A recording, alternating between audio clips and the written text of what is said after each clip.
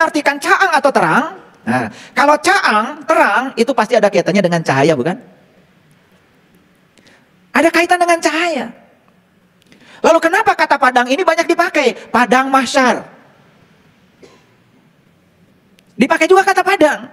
Padang Arafah. Nah, ini saya sangat kagum ya dengan leluhur kita yang menggandengkan kata padang dengan kata lain yang memiliki arti yang semakin dalam. Ini kita belajar etimologi dulu nih, belajar bahasa dulu. Jadi padang bisa berarti luas, padang bisa berarti caang, terang. Setiap kata terang pasti berhubungan dengan cahaya. Paham ya? Oke. Itu padang. Yang kedua Arafah. Arafah itu asli bahasa Quran. Artinya adalah mengenal. Artinya adalah pengenalan. Makanya ada ilmu namanya ilmu ma'rifat. Nah, ilmu ma'rifat dari kata dasar Arafah. Jadi ilmu ma'rifat itu sering diterjemahkan sebagai ilmu mengenal. Nah, ma'rifat saja nggak ada artinya kalau tidak digandengkan. Begitu digandengkan dengan Allah, namanya jadi ma'rifatullah. Jelas, yang ingin dikenal adalah Allah.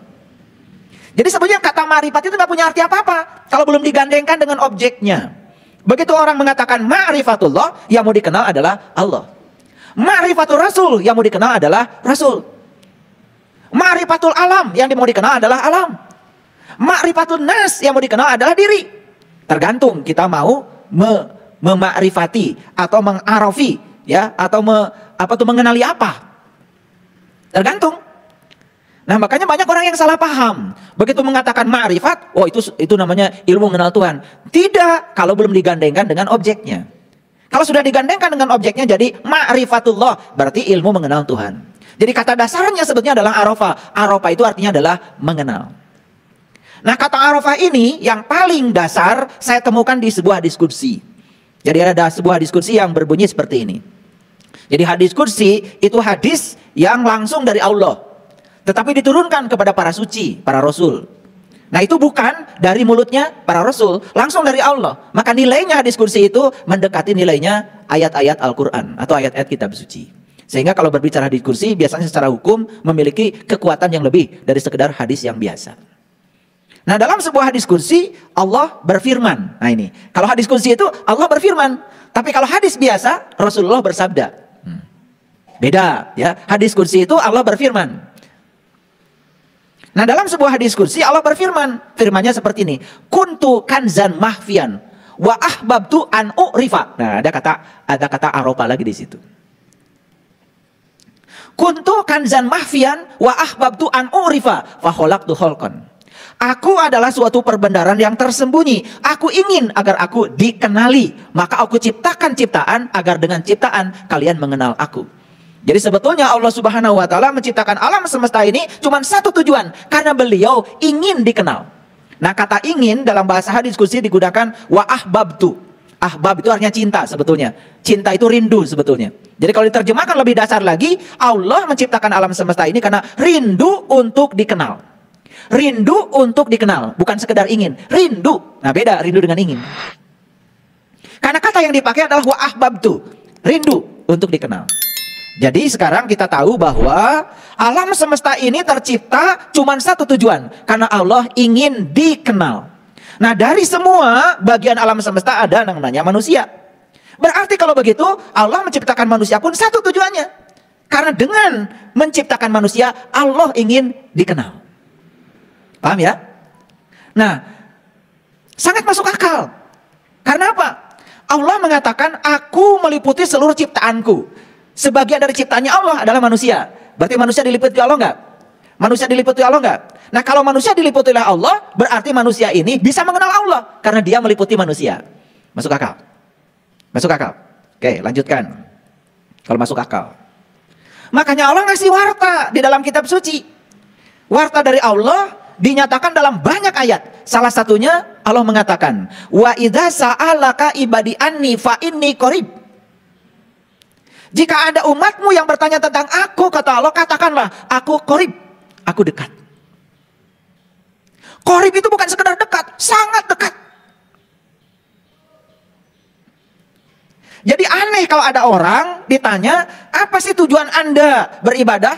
Selalu jawabannya itu tidak nyambung. sering mengatakan, saya ingin mendekatkan diri kepada Allah. Kelihatan kalimat itu seperti benar, padahal kalimat itu keliru dikaitkan dengan ayat tadi. Allah sudah sangat dekat kok. Mau mendekatkan diri kemana lagi? Allah sudah dekat. Paham?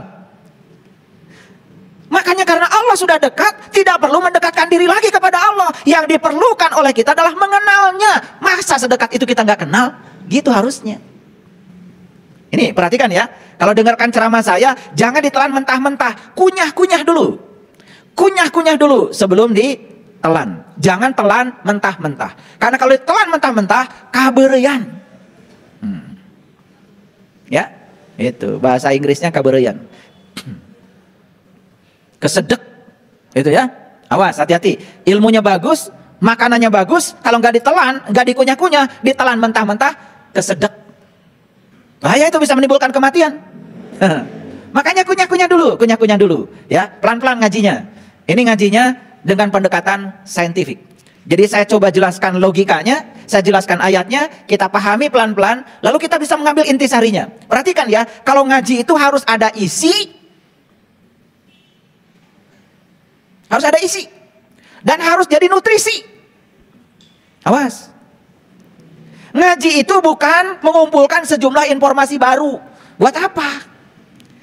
Tapi ngaji itu harus menangkap isi. Dan isi itu harus jadi nutrisi. Bagi siapa? Terutama bagi jiwa kita. Harus jadi pengetahuan yang akan mencerahkan kita. Ulangi lagi. Jadi Allah meliputi seluruh ciptaannya. Setuju? Bahkan Allah mengatakan, Inna rabbaka ahata binas. Sesungguhnya Tuhanmu meliputi segala manusia. Jadi Tuhanmu meliputi segala manusia. Jadi Tuhanku meliputi Anda semua. Karena kata-kata Inna rabbaka, sesungguhnya Tuhanmu, itu dari Allah kepada kita. Jadi kalau mengatakan sesungguhnya Tuhanmu meliputi segala manusia, berarti Tuhanku meliputi segala manusia. Awas. Yang tadi bahasa Allah, yang satu lagi bahasa kita.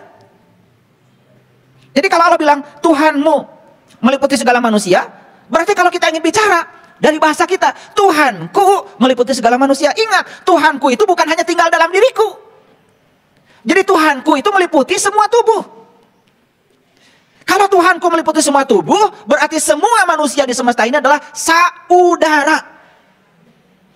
Awas, ngomongnya harus benar. Saudara berarti satu udara. Paham? Gitu aja nggak ngerti kadang-kadang. Kita ini saudara, bicaranya salah. Kita ini saudara. Kalau saudara berarti kita ini adalah satu tubuh. Kalau kita satu tubuh berarti kita ini harus tepa salira. Berarti kita ini harus bisa merasa sebelum terasa. Karena satu tubuh. Kalau kita sadar kita satu tubuh, nggak mungkin saling menyakiti. Jadi kalau kita ini sadar bahwa kita satu tubuh, yang ada itu cuma satu. Ingin saling tolong menolong. Apa yang manusia lakukan di semesta ini? Bukan saling tolong menolong, malah saling tolong menyolong. Betul nggak? Nah, kapan manusia itu saling tolong menyolong? Apabila kesadaran bahwa kita satu tubuh hilang. Yang namanya saudara itu hanya dikaitkan dengan urusan darah. Ini adikku, ini kakakku, ini bapakku, ini ibuku, ini nenekku, kakekku, ini anakku, ini cucuku, hanya sekitar itu saja. Itu sudah keluar dari kata saudara. Kalau saudara, kita ini satu atmosfer. Saudara berarti kita ini satu bangsa, namanya bangsa dunia. Satu tanah air, namanya tanah air bumi. Satu bahasa, namanya bahasa cinta. Gak peduli orang Amerika, gak peduli orang Afrika, gak peduli orang Australia, gak peduli orang Arab. Semua yang ada di muka bumi ini berada di atmosfer yang sama. Berada di udara yang sama, berada di ruang kosong yang sama. Dan kita semua adalah saudara, satu udara. Paham? Pelan-pelan ngajinya. Kembali lagi, Allah mengatakan, aku meliputi seluruh ciptaanku. Jadi Allah meliputi kita, meliputi pohon, meliputi semuanya. Tidak ada satu ruang pun di semesta ini yang tidak diliputi oleh dirinya. Bohong kalau ada orang mengatakan di sini tempatnya keramat, di sini tempat kalau doa diijabah. Bohong. Pertanyaannya sederhana, adakah di semesta ini satu ruang yang tidak hadir Allah di sana? Tidak ada. Kalau begitu Anda mau berdoa dimanapun, Anda mau ibadah dimanapun, nggak masalah. Jangan tertipu. Pertanyaan saya, kenapa kalian suka gampang tertipu? Karena kalian hobi ditipu. Kenapa hobi ditipu? Karena kita ini bodoh. Orang bodoh itu makanannya orang pintar. Saya tidak bicara orang baik. Orang bodoh itu makanannya orang pintar. Orang pintar makanannya orang licik. Orang licik makanannya orang jahat. Betul apa tidak? Iya. Makanya orang bodoh dikalahkan oleh orang pintar. Orang pintar dikalahkan orang licik. Orang licik dikalahkan orang jahat. Jadi kalau kalian masih gampang ditipu, itu sebetulnya bukan salah orang. Salah kalian sendiri. Karena kalian kurang pintar. Alias, jadi bodoh itu bahasa Inggrisnya goblok. Ya saya bukan ngomong asal loh, itu bahasa Inggris. Goblok. Tahu go? Go itu pergi. Blok itu berarti terhambat. Ada blok. Goblok berarti gak pergi-pergi. Cicing wae. Gak mau kemana-mana. Dihambat oleh siapa? Dihambat oleh pikirannya sendiri. Karena merasa dirinya paling benar, merasa dirinya paling soleh, merasa dirinya paling beriman, lalu tidak mau mendengar orang lain. Nah itu namanya goblok. Awas ya, ini gak kasar. Saya ngomong bahasa Inggris loh. Goblok. Saya bahasa Inggris loh. Awas ya, perhatikan. Makanya kalau dengar ceramah saya, mikir. Gak kasar kan? Iya. Nah orang-orang yang tidak mau belajar itu goblok. Blok ya. B-L-O-C-K. Awas. Saya nggak ngomong kasar. Nggak boleh di tempat ini ngomong kasar. Orang yang merasa benar sendiri berarti goblok. Orang yang suka nyalah-nyalahkan orang berarti goblok. Itu bahasa Inggris. Bahasa Inggris. Paham? Biar pintar kalian itu. Ya? Iya. Makanya kalau mau go, jangan pakai blok. Go saja. Makanya sekarang ini ada go internasional, go public. Betul nggak? Semua kan go send, go food. Iya. Maju nggak? Maju. Yang nggak maju itu adalah go blok. Bahasa Inggris ini ngomong kursus bahasa Inggris dulu, biar ngerti semua. Paham ya? Jadi karena Allah menyatakan aku bersamamu, lebih dekat kepadamu, jadi tidak perlu lagi ada upaya mendekatkan diri kepada Allah. Buat apa? Allah udah dekat. Jadi basa-basi yang sering kalian dengar itu, mari kita mendekatkan diri kepada Allah. Yang sering diucapkan oleh para calo dalam tanda kutip yang suka menawarkan ya kehidupan-kehidupan yang luar biasa. Atau merayu-rayu untuk ngasih ini ngasih itu, nanti katanya. Hati-hati tuh. Calo itu nggak pernah pergi kemana-mana. Calo yang di Cicahem belum tentu tahu Garut.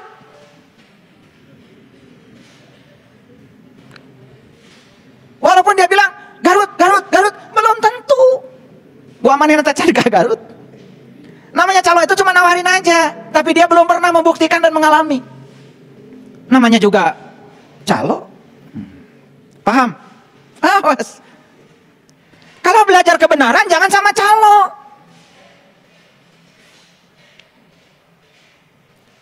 Menawarkan sesuatu pada orang lain yang dia sendiri belum membuktikan, calo. Menjanjikan sesuatu pada orang lain yang dia sendiri tidak bisa membuktikan janjinya, calo. Kalau gitu calo di mana tinggalnya? Banyak. Di mana-mana. Makanya para nabi, para rasul tidak pernah memberikan larangan, tidak pernah memberikan perintah. Tetapi mereka itu hanya memberikan pernyataan Sesuatu yang dialami sendiri disampaikan pada orang, rasa yang sudah terasa, janji yang sudah menjadi bukti. Paham? Ada yang suka nawar-nawarin surga. Dia sendiri gak tahu surga itu apa. Masuk saja belum. Insya Allah bukan itu. Ada yang suka nakut-nakutin neraka. Tanya, kapan lu pulang dari sana? Paham maksud saya? Cerilitan. Itu tuh di Pasir Koja ngomongnya begitu. Apakah dia tahu celilitan? Cantang tuh. Betul nggak? Dan kita ini berada pada posisi tidak bisa membedakan mana yang ngomong benar, mana yang calo. Bahkan kita tidak pernah menuntut bukti. Betul nggak? Coba jelaskan, Cililitan itu sebelah mananya Jakarta? Ada apa di sana? Nggak pernah. Betul nggak? Nggak apa-apa, itu nggak usah ditanya kalau Cililitan. Kamu kerambutan nggak usah ditanya. Tapi jalan pulang kita, masa depan kita harus ternyata, harus terbukti sekarang. Harus terasa sekarang, harus dibuktikan sekarang. Oke, baik, lanjut lagi. Jadi manusia bersama dengan Allah. Dekat nggak Allah? Kata siapa Allah dekat? Kata Allah. Bahkan Allah bilang, aku lebih dekat kepadamu melampaui dekatnya urat nadi lehermu. Wa nahnu aqrab ilaihi min hablil warid. Jadi pertanyaan saya ulang lagi. Perlukah kita mendekatkan diri kepada Allah? Tidak. Yang diperlukan adalah sedekat itu Allah dengan kita, kok kita tidak mengenalnya. Itu aja. Lalu pertanyaan berikutnya, mengapa kita tidak mengenalnya? Apa jawabannya? Mengapa kita tidak mengenalnya? Apa jawabannya?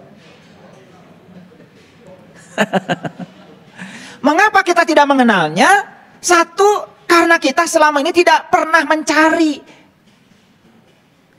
Bukankah kita mengenal dia itu harus